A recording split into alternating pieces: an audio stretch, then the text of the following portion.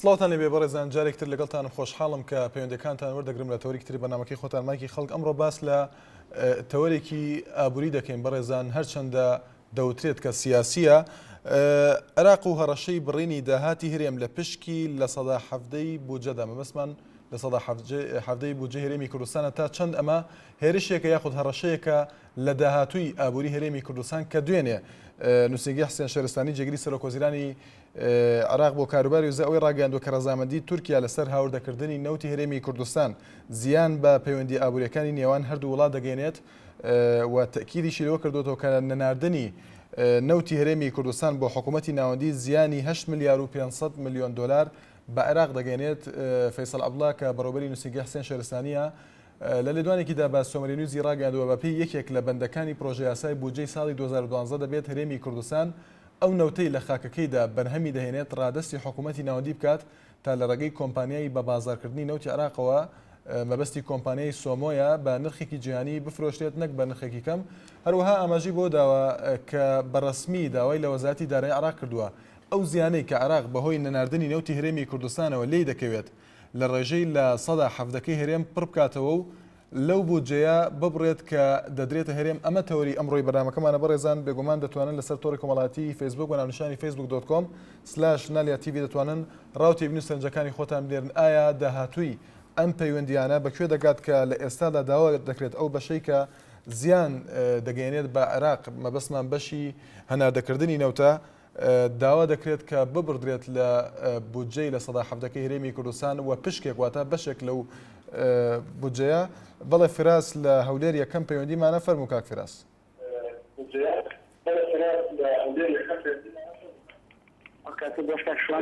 زۆر سپاس کاک فراس. ئەگەر دەنگی تەلەڤیزۆنەکە کەسکە یان دوورکەویتەوە لێی کاکە ئەمن لەسەر ئەو تەوەرەی کە داهاتی نەوت بۆ دەرەوە ئەو داهاتەی بازەکە لەسەر بەغدا بەنسبەت نەوت هەناردەکردنی نەوتی هەرێم بۆ دەرەوە پێم پێشی زۆر باشە بەنسبەت بڕینی سەدا حەڤدەکە مشتێک واقعیت نییە بەڕاستی، چکە واقعیت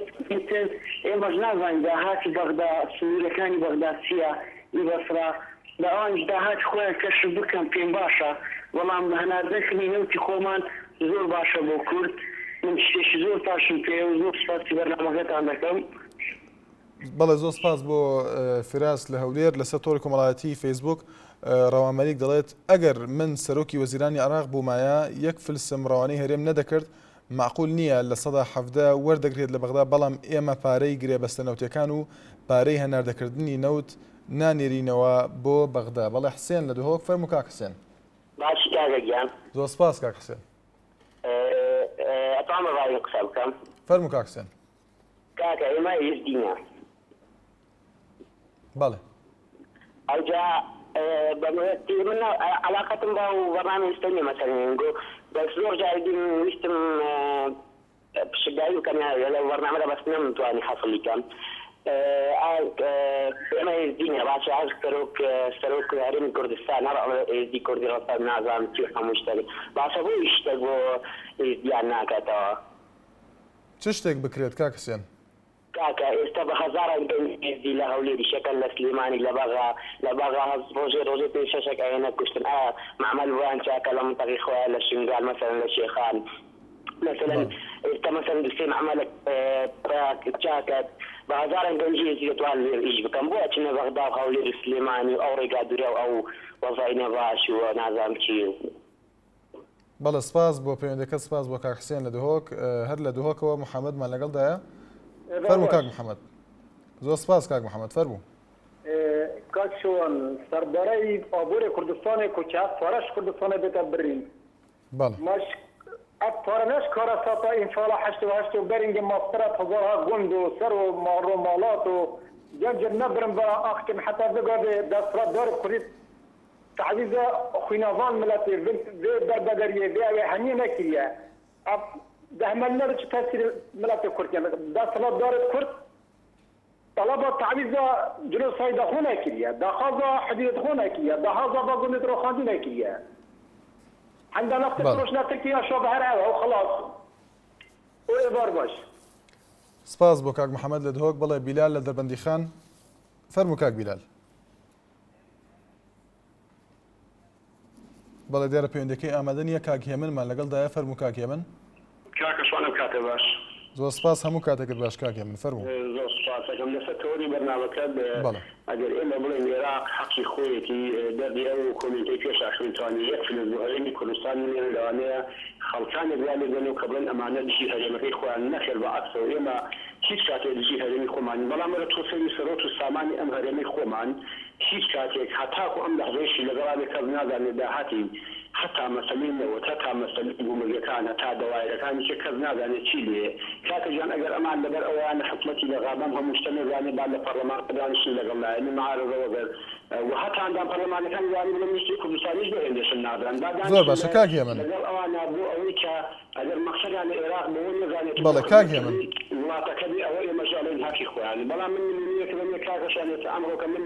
ڕێنکەوتە یەکێک لە دەوایرەکانی حکومەت بۆ مەسەلەی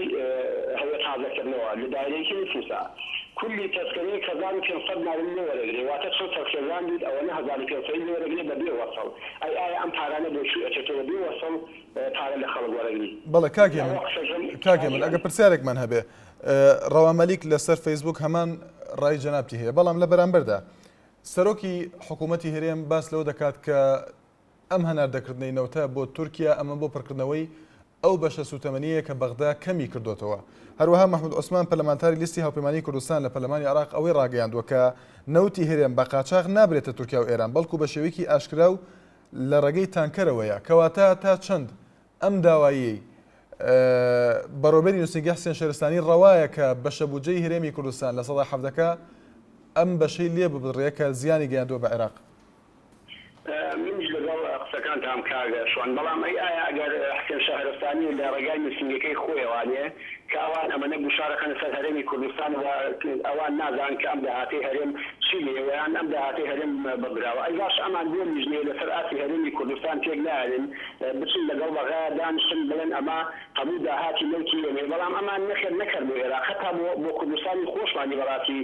بۆ هاوڵاتیانی کە سڵ ناکەن بزان ئەمە داهاتەش نەخێر ما تاک بە تاکی ئەم کوردستانی نەزانێ بەڵام نێنەرانی لێمە لە پەرلەمانی کوردستاندا دانیشتن لەگەڵ ئەوانان کێشانی چارەسەرکردن من هەروەنەمە بۆ سوپاسانەکەم. زۆر سپاس بۆ کاک هێمن لە سلێمانی بەڵە سامان لە هەولێر فەرموو کاک سامان. ئەو کاتت باش کاک شوان. زۆر سپاس کاک سامان.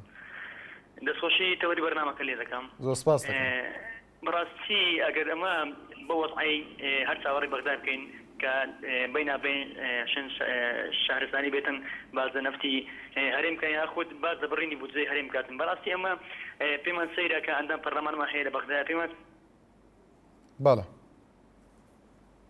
هیچیان لە بۆ حکوومەتی هەرێم هیچ لە بۆ خەڵکی کوردستان نەکرا لەبەر ئەوەی فەرموو بەخۆمان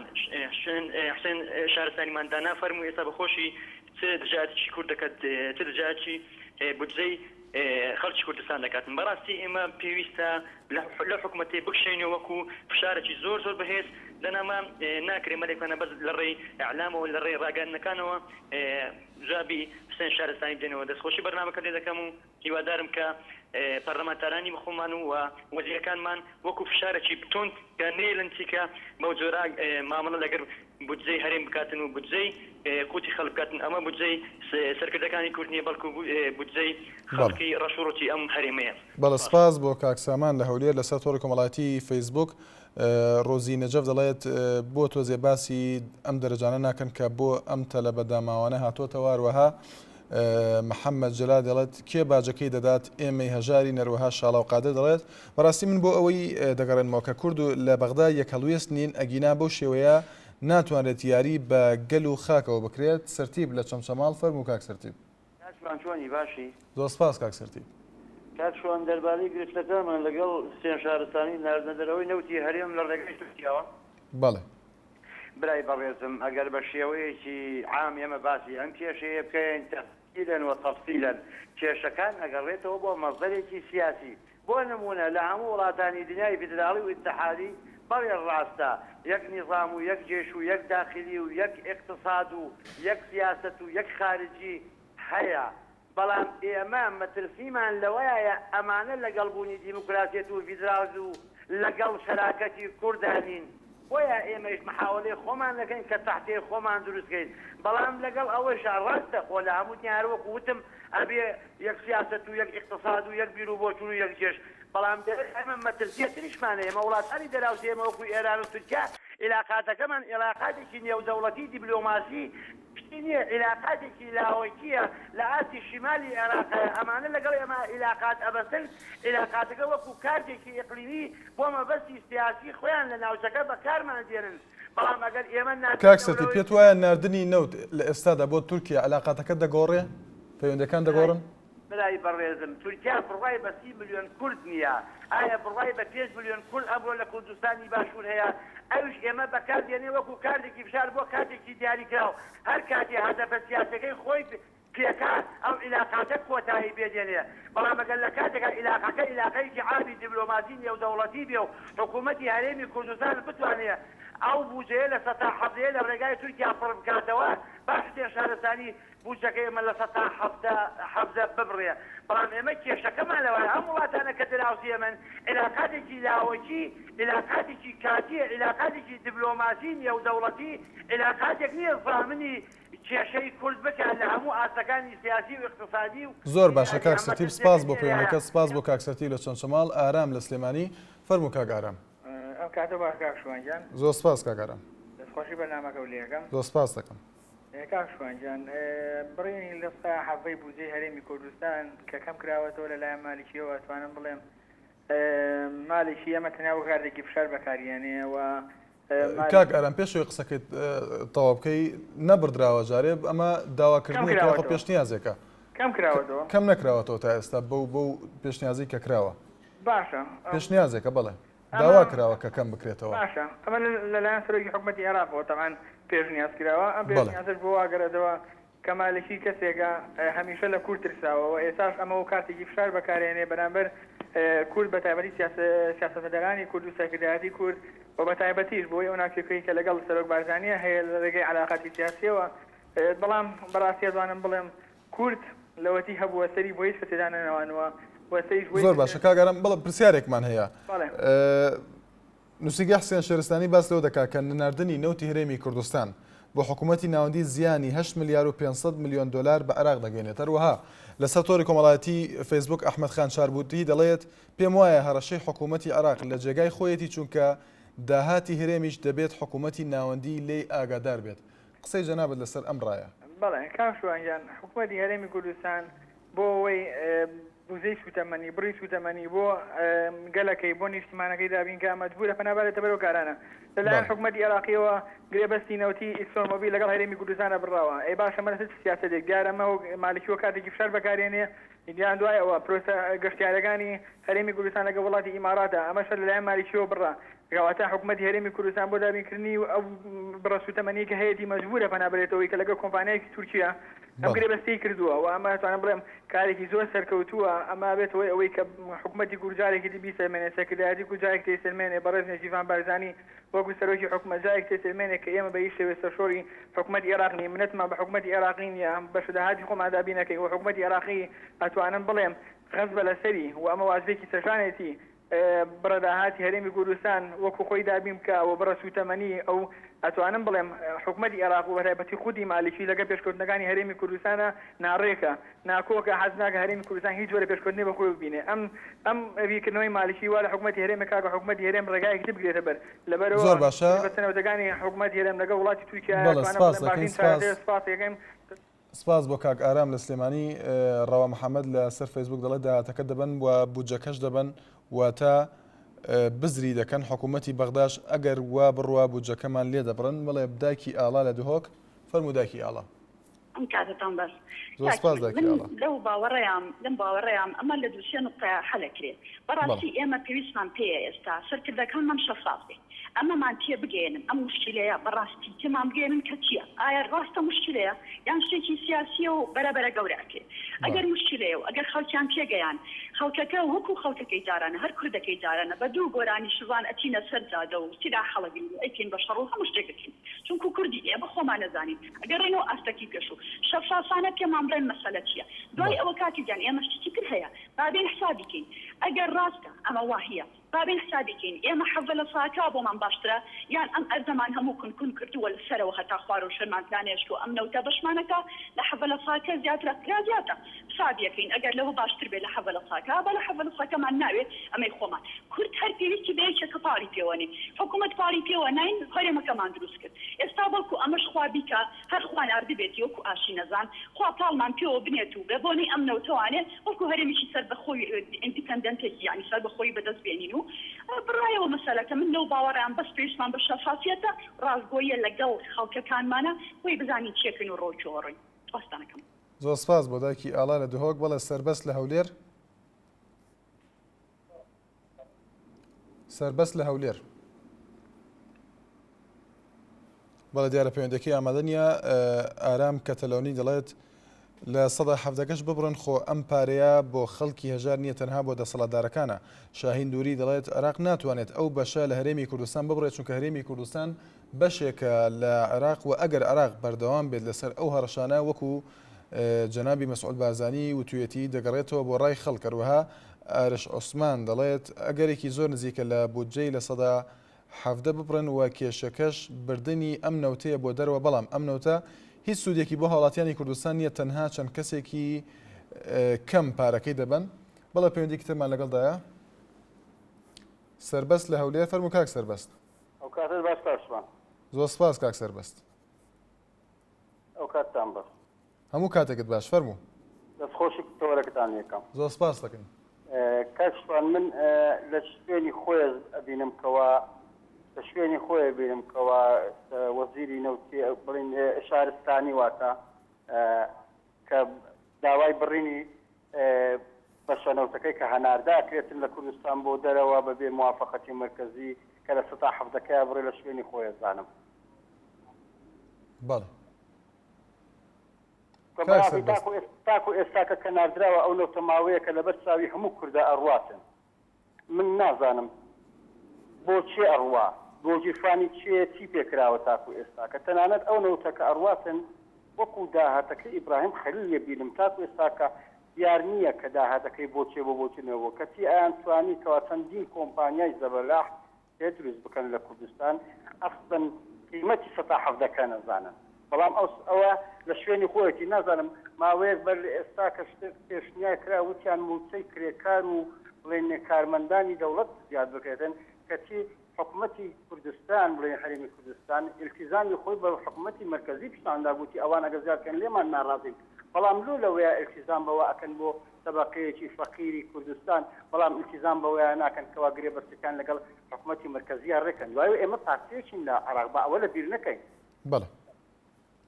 زۆر سپاس بۆ کاک سەربەست لە هەولێر. بەڵێ عەلی لە کەرکووک فەرموو کاک عەلی. ئەلۆ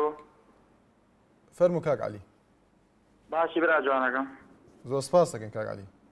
سلامەتی وەڵام منیش لەگەڵ ڕای ئەو کوڕەیان واوتی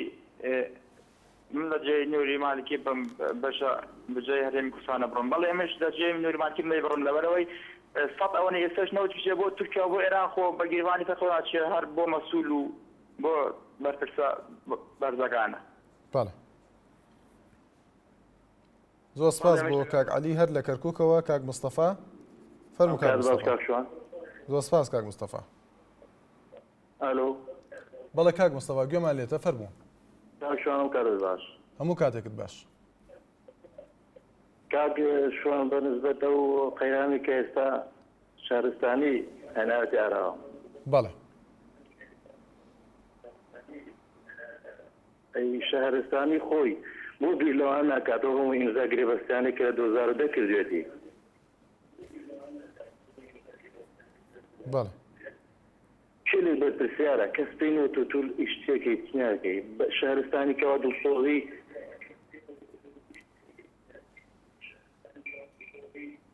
دڵسۆزی ئەم خاک و خۆڵەیە ئەی بۆچی باز دەوە ناکە کە لە ساڵ 1995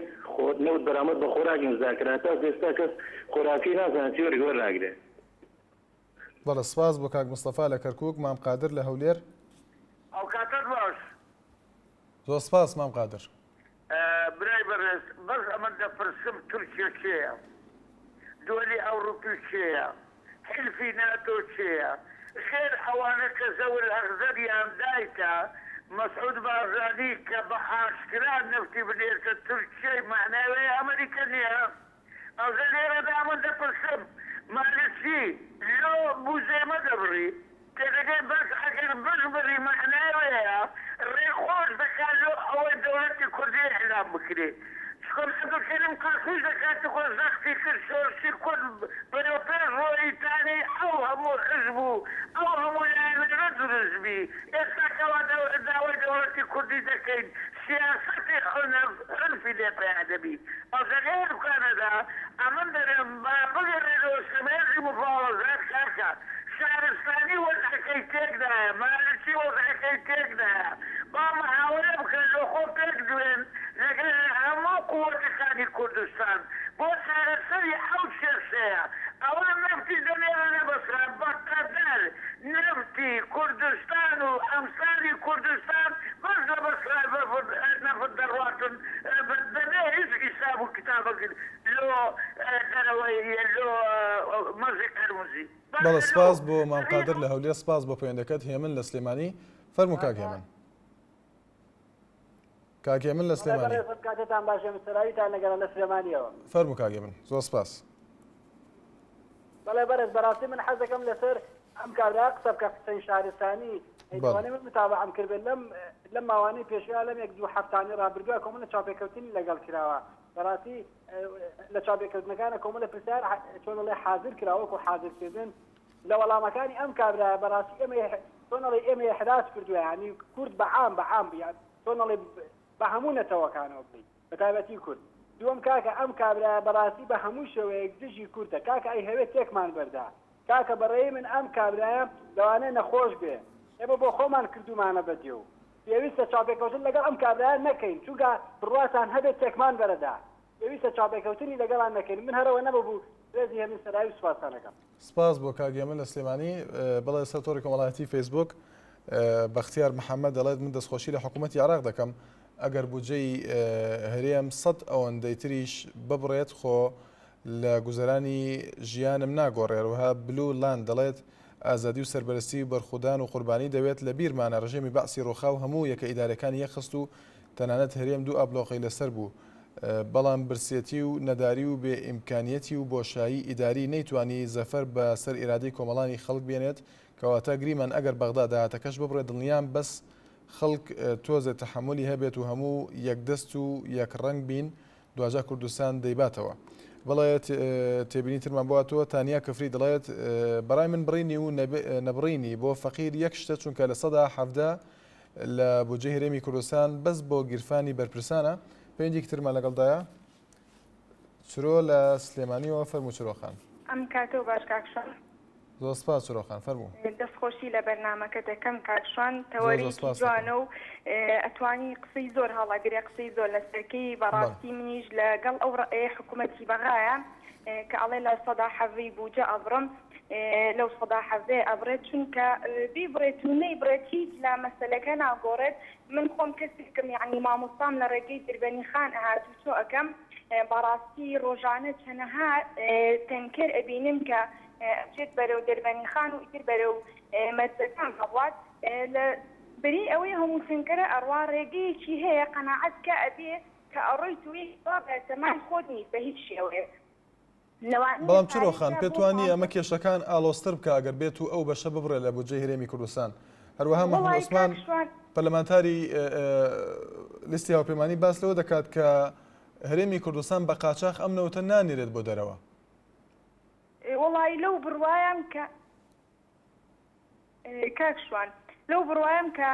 بەشێکی زۆر زۆری کە بە قاچاق ئەڕات ئەو بەشەکەمی کە ئاشکرای ئەەکەن ئەڵێ ئەمە ینی بە شێوەیەکی ئاشکرا ئەڕات قەدوانی ئەو شێوەی کە ئەوان ینی تەسەوەری ئەەکەی تۆ زۆر زۆر ئەڕات ینی فەرمانبەر ئەبێت چی بکە ئەبێت ڕۆژمان بگرێت ینی هەفتە دوو هەفتەمان بگرێت هەتا ینی 100,000 50,000 ئەخەنە سەر دەرماڵەکەی بەم شێوەیە بۆ حکوومەت یاخود بۆ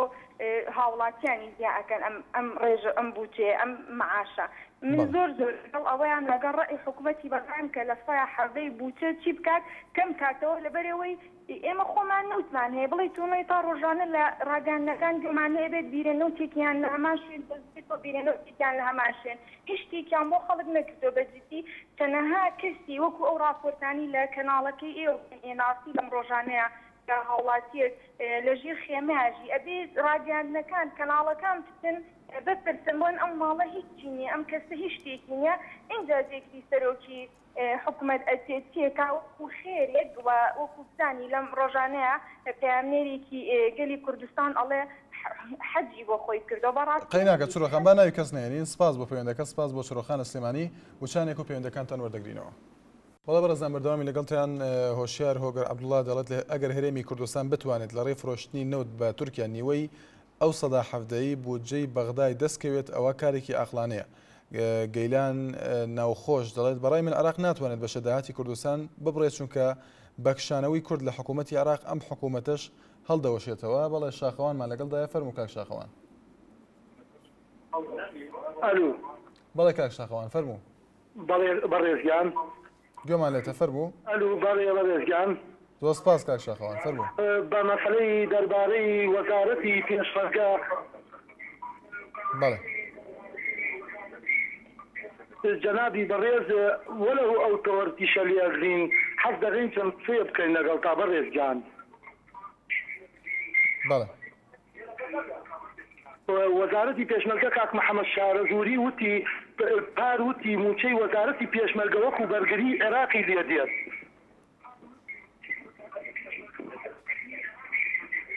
ئێستا ئێمە چاوەڕوانی ئەو پارەی لە بەغداوە بێ یعنی حکوومەتی هەرێم ناتوانێت ئەو پارە بدا بە وەزارەتی پێشمەرگە. بەڵێ سپاس بۆ کاک شاخەوان لە هەولێر. بەڵێ عوسمان لە سلێمانی فەرموو کاک عوسمان. مەمنون. بەڵێ کاک عوسمان سڵاو لەبێ گوێمان لێتە فەرموو. گوێ لێمە؟ بەڵێ کاکە گیان بەساقە مبارەکبایی قەناتەکەتان لێەکەین و یا ڕەب یار بژین. زۆر سپاس دەکەین. موفق بن کاکە من دوو کوڕم شەهید بووە دەمێکە لە 87ەوە هەتا ئێستا نە هیچێن بە شەهیدیمانەیە بەڵام کاکە جان نا عەرزەیەکە نشتێکە پارتی. بەڵێ کاک عوسمان. یەگەشی بەساقە اینجا سپاس بۆ کاک عوسمان لە سلێمانی. باوکی محەممەد لە هەڵەبجە فەرموو باوکی محەممەد. زۆر سپاس باوکی محەممەد. دەستخۆشی تاوەرەکە لێ یەکەم. زۆر سپاس دەکەم. بەڵام من دەربارەی ئەم بڕینی بەشی هەرێمی کوردستان بەربەسەکانی ئێمە سەریان لێ پارە سەری لێ شەوانەوە نازان چی بکەن. ئێمە بجارە بەشێکی لە عێراق عێراق زیان نەبووینەتەوە. اینجا حسن شارستانی هەچی بڵێ حەقیەتی ئەتوانێت ئەو قسانە بکات لەبەرەوە ئێمە جارێ لە وەزیرخانەیە لە بەغا ڕێزیۆنمانەیە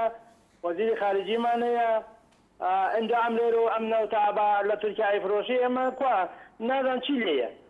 بۆ نمونە شقە دروستەکە ئەڵام شقانە دروستەکەن لەسەر کۆمپانیا نازانچی پارەکەی وەرەگرێ خواتەوە یا عقارەکە بۆ خەڵکە وەڵا عقارە دێنەوە خەڵکە ئەمە لەگەڵ میلەتین پارەی عقارەکە دوای وەرەگرێتەوە کوا لەسەر میلەت دەزانێت ئەو پارە چی لێیە پارەی وەسڵی دایرەکان. ئێمە میلەتەکەمان داماوە کاکەجان میلەتی کورد نازانێت میلەتی کورد کەوتووە احترام هەیە بۆ باوکی محەممەد با بە کەس نڵین دواکەوتۆ با ئەو حکومە نەدەین ئێمە باوکی محەممەد سپاس دەکەین. لەبەرەوەی دوابن ئێمە هەر لە هۆڵی زوو لێڵێن ئەڵێن قەیناکە با نەگاتە ئەوەی ئێمە وا بڵێن. سپاس بۆ پەیوەندەکە سپاس بۆ باوکی محەممەد لە هەڵەبجە. دیندار لە سلێمانی. دیندار لە سلێمانی.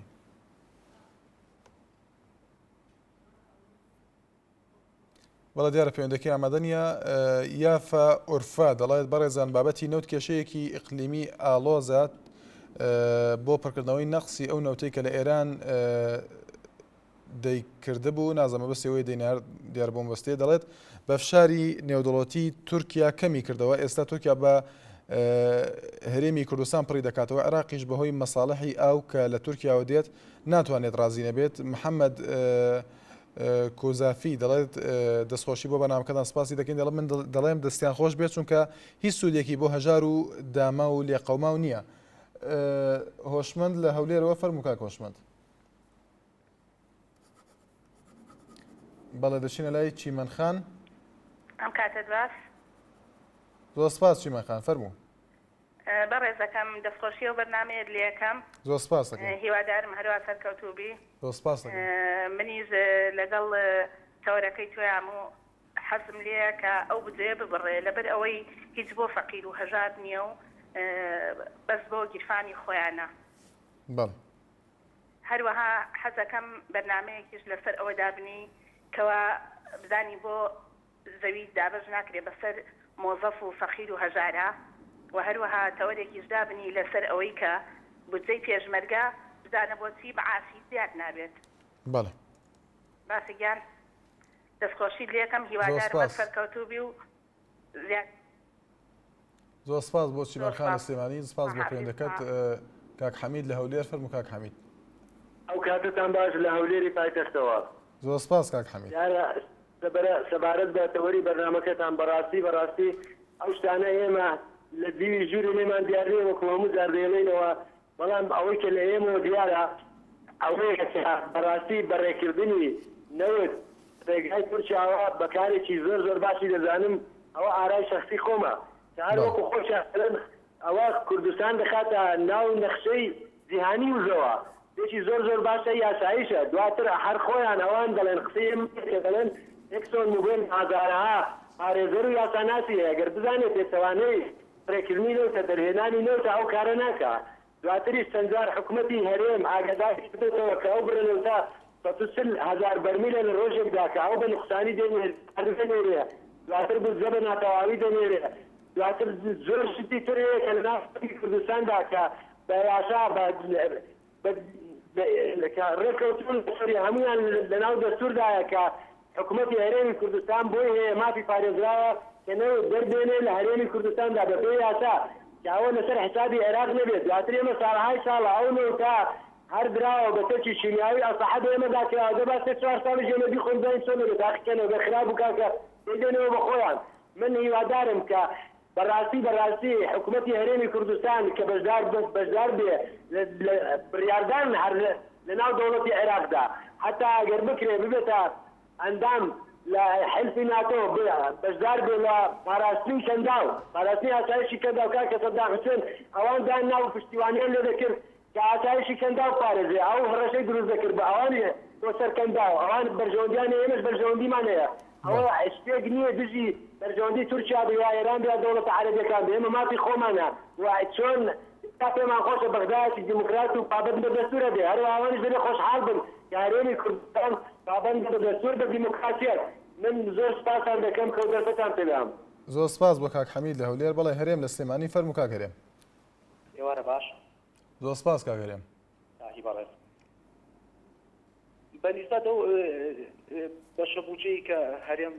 حکوومەتی بەغاستی هەرێم کەمەکاتەوە بەحەقەت من بە خەتاباری سەرەکی بەرپرسانی هەرێمی کوردستانە لەبەرەوەی کە هەنگاویان نەناوە بۆ بە نیشتیمانیکردنی هەناردەکردنی نەوت ئەوتا سیرەکەیتەوە ڕۆژانە 10 تانکەر بۆ 5 تانکەر بۆ 10 تانکەر نەوت دەڕاتە تورکیاوە کەس نازانێت چۆن و چۆن نییە جاوەرە خەڵک ئەگەر ئێستا من و شەخصی خۆم ئەگەر بزانم بۆ داهاتی نەوت بۆ گیرفانی شخص و دوو شخص و بۆ حیزبەکانیە من ئامادە خۆم بە کوشبیانی لەگە حکوومەتی عێراقا بەس ناردەرەوەی نەوت لێرە زۆر ناشەفافە زۆر ناڕوونە ئەو یاسایانی کە ڕاحەتی نیشتیمانیان هەیە لێرە بە کۆدەنگ لە پەرلەمانە دەری ناکەن. باشە کاک هەرێم قسەیەکی مەحموود عوسمان کە پەرلەمانتاری لیستی هاوپەیمانی کوردستانە باس لەوە دەکات کە سەرۆکی هەرێم ڕوون و ئاشکرا بووە لەوەی کە داوای پێکێنانی ژنێکی کردووە بۆ بە دوواداچوونی ئەو ڕاستەی کە ئاخۆ نەوتی هەرێم بە قاچاق دەبرێتە دەرەوەی عێراقیان نا داوای لیژنەی کردووە وەکو مەحموود عوسمان دەڵێت ڕوون و ئاشکرا بۆ داواکەی کەواتە پێت وایە حکوومەتی عێراقی کەم تەرخەمە لەوەی کە هەناردەکردنی نەوتی هەرێم بە یاسا بکات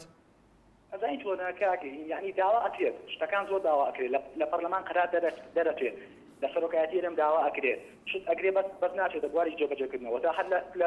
لە قەرارەکانی حەزەی شوبات کەواتە عێراق مافی ئەوەی هەیە کە ئەم داوایە بکات ناچێت دەبواری جێبەجێکرد خۆی کێشەی هەرێمی کوردستان ئەمەیە ئێستاش ئەم هەنادەکردینە و یعنی بڕوان پێ بکە کەس نازانێت داهاتی بۆ کوێیە بووە ئەو خەڵکەش ئاوا حکومەتی عێراقی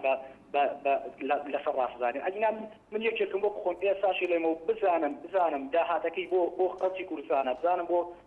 بۆ نیشتیمانە من خۆمێ بەس بەکوش لەسەری بەس من تەکیدم ئەچێتە گیرفانی دوو حیزبەوە ئەچێتە گیرفانی کۆمەڵە بەپرسەوە ئیترە خەڵکەش یعنی لەگەڵیانە بە حەقە. زۆر باشە سپاس بۆ کاگەرێم لە سلێمانی هەر لە سلێمانیەوە کاگ ئازادمان لەگەڵا فەرموو کاگ ئازاد.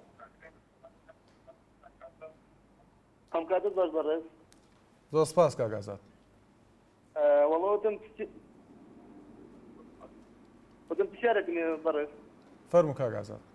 وەڵام وتم لە ئەوەی پێشمەرگ وتم زان خەمەکی لێمەش ناخۆن. بەڵێ. ئێستا بوجێ پێشمەرگە. بەڵێ کاگ ئازاد. دیگەشتی. ئەلۆ کاگ ئازاد بەباشی گوێمان لە دەنگت نییە. وەڵاش زۆر سپاس بۆ کاگ ئازاد لە سلێمانی لەسەر تۆڕی کۆمەڵاتی فێسبوک محەممەد شێخە دەڵێت بودجە ببڕێت یاننا چ پەیوەندی بە هاوڵاتی ئەم هەرێمەوە هەیە من دەستخۆشیتانی دەکەم بۆ ئەم بەرنامانە سپاسی دەکەین هەروەها دەڵێت ترسی ئەوم هەیە بودجەی هەرێم ببڕێت بەرپرسە گەندەڵەکان لە برسان بمرن بەڵێ شاڵامان لەگەڵدایە شاهۆمان لەگەڵدایە فەرموو کاک شاهۆ ببورە شوانگەم دەستخوازیێن بەرامەندی یەکەم زۆر سپاس دەکەین سەبارەت بۆ تەوەری بەرامەکە تەوەری بەرام تەوەرێکی زۆر جوانە من لەگەڵ ئەو ڕابۆچوونی حکومەتی عێراقیم کە حەسەن شارستانی هەڵێ پێشکی لە ساحەفەکە هەرێمی کوردستان ئەبڕین بەڵێ چونکە من پێم وایە سەرکردەکانی کورد پێم وایە سەرکردەکانی کورد ئەم نەوتەکە نەدەوە هەموو بۆ باقڵ بۆ گیرفانی مەسئولەکانە ئەوەی تەرە دەکات لەم بەینە تەنها هاوڵاتی هەژار و کەمدامەتی ئەم وڵاتەیە داهاتی ئەم نەوتە تەنها بۆ سەرۆکەکانم هەروەها من لە سەرۆکی هەرێمەکەم کاکە ئەو ئەم کێشانینەکە جادەت منیخان دووساییکە ڕۆژیان ئامادەکە کە تەنکەرەکە دێرە کاکە هەموو هاوڵاتی ئەم وڵاتە نەسووتیان کاکە ماوەیان پێش لە باوەنوو حادسێ بوو 14 نەفەر سووتە کاکە سەرۆکیارم خۆی خەمی نییە سەرۆکیارم خۆی هیچ خەمێکی نییە خۆی بۆ خۆی لە ماڵ خوا دانیشتەوە حکمی خۆیەکاو بەڵێ سپاس بۆ کاک شاهۆ لە دەبەندیخان باوکی کارگۆز لە ڕانیە کاکە هەرێم دەڵێ بەشی خۆم دەخۆم بەشی خەڵکی خۆم و بەشی خۆشم بەتەنە دەخۆم بەڵێ یعنی ئەمانی بەشی هەرێمیش بەشی عێراقیشان لێ بەشی خۆشیان دەخۆن بەڵام قەناعەتم وایە خۆ ئەوەی کە دەیکە لێنێنن بۆ هەرێم والله ئەگە بیدەن بە خەڵک با حکومەتی عێراقیش بخۆین و ئەوەش خوێن بەڵام یەک دیان ناسە نابا خەڵێ ئەو خەڵکە چۆن دەخۆم باشە بەڵێ سپاس بۆ پەیوەندەکەت تۆفیق لە سلێمانی بەڵێ کاک زۆر سپاس دەکەین دەستخۆشی بەرنامەکە لێ یەکەم سپاس دەکەم قوربان من خۆم میشی بەنایەکەم لە سلێمانیە بەڵێ ڕۆژانە عەربم لەگەڵایە سیقە و باوەڕێ بێ یعنی هاوارێکیانە داوێکیانە بێدایەکیانە دەست ئەو سوودانی جنوب بەڵێ کاک تۆفیق یعنی ژیانیان زۆر تاڵە بڕۆ لە بەسراوە لە زبێرەوە لەگەڵ ما ئیشەکەن سیقە و باوەڕێ بێ بە پاپۆر نەو دەستم کەس نییە قسە بکات لە جنوبە بەڵێ یعنی مهندسم لەگەڵا بۆ مهندس لە نەفسی شەریکەی نەوتەکەی بەغایەکی کرۆ لە دۆرە ئاگای لە هەموو شتێ بکە لێرەکە یەکاری لەگەڵا کورد نازم ئەم میلەتێمە بۆ ئەوە بێبارە بۆ بیر لە هیچ شتێ ناکاتەوە بیر لە جنوب حاڵی جنوب ناکاتەوە ئەلۆ بەڵێ کاک تۆفیق گوێمان لێتە یەک شتێ لێرەیە بەڵێ بە عەرزێکەم یعنی ئەوەی ئێمە ئاگامان لە حاڵی جنوبە بەس ئەوان ئاگایان لێ نییە بڕوا بێ بە پاپۆرنەوە دەستن لە موقەسر و لە بەسراوە بەڵێ ئەو نەوتە بۆ کوێچێ بەڵێ سپاس بۆ پەیوەندیەکە سپاس بۆ کاک تۆفیق لە سلێمانی شادان لە سلێمانی سڵاو لێ بفەرموو ئەلۆ بەڵێ شادان خان ئەلۆ چۆنی بەڕێزم زۆر سپاس شادان خان فەرموو زەحمە بەنسبەت دەرەجەی دوانزەی ئامادەی ئەوانەی ئەم ساڵ بەڵێ ئەوە یعنی بزانە کە تربیە ناتوانێت شتێکی وا بکات کە تەلەبەکانی بە شوێنی خۆیان بە ڕەنجی خۆیان دەرەجەکان بێتوانێت چونکە شتی وا بووە لە هەموو جیانە من لە تۆ ئەپرسم تەلەبە ئیمتیحان نەکات بەڵام لە 100 بۆ بێتوانێت لە 100 بۆ بێتەوە شتی وا بینەوە تۆ لە هەموو جیانتا من خۆم امتحانی جغرافیام کردووە یعنی بەلایانی کەمەوە حسابم کردو بێ 80 بێنم 67 بواتە تۆ لە 60ەکان نەبووم ئەمە معقولە شتی وا ئەبێ ئەگەر منیش ئەسیلەم بکڕیایە شتێکم بکردا لەوانێ دەرەجە باشم بێنە ئەوە منهەجێکی ئینگلیزی بۆ من داناوە هیچ کەس لێ نازانێت هیچ کەسێک لێ نازانێت یعنی من نازانم کوڵ شێکم بەسەری خۆمە بۆ کوێ بڕۆم مامۆسای چی بگرم مامۆسایان گوتە بە 6 وەرەکە دایی 50 جا داوەتەوە یعنی ئەو ڕەنجی ئێمەدامان هیچ کەس نەیاوە هیچ تەلەبەیەک نەیاوە لە تقریبا 40,000 تەلەبێ ئەو لە 14,000 تەلەبە ئەلیەکان 3,000 دەرچووە ئەمە ڕاستە؟ بەڵێ سپاس بۆ شادانخان سلێمانی ئایدنیا لە شەقڵاوە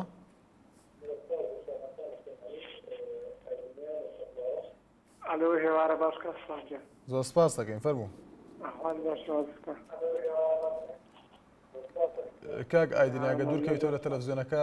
بۆ ئەوی بەباشی گوێوانە دەنگت بێت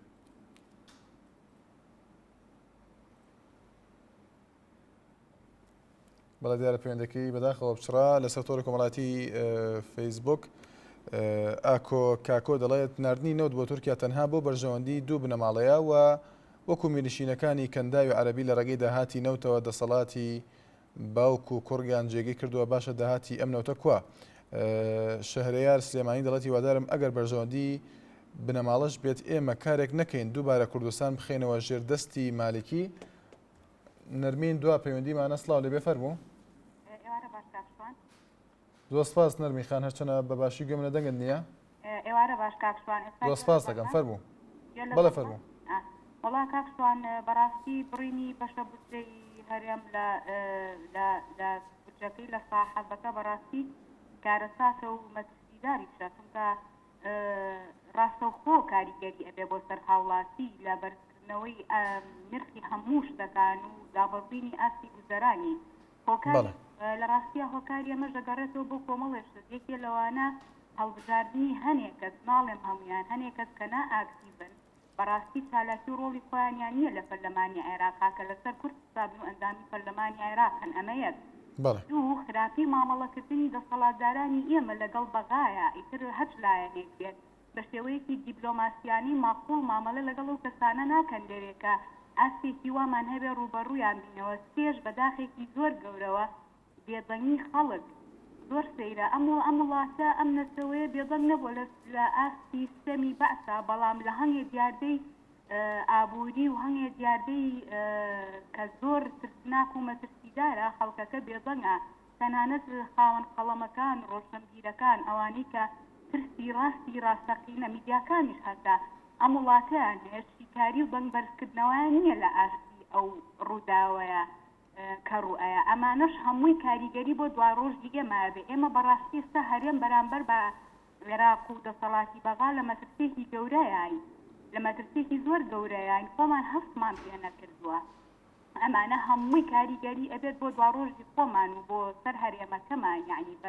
بەڕاستی پێویستە هەڵوێستمان هەبێت هیوادارم کاتی خەڵکی ترم نەگرتبێت و تەنگیشم بەباشی گرتبێت سپاس بۆ ئێوە زۆر سپاس بۆ نەرمین خان لە سلێمانی کە دوا پەیوەندیمان بەڕێز نەسمێنێ لەگەڵتان بەردەوام بین هەر لە خۆشی دابن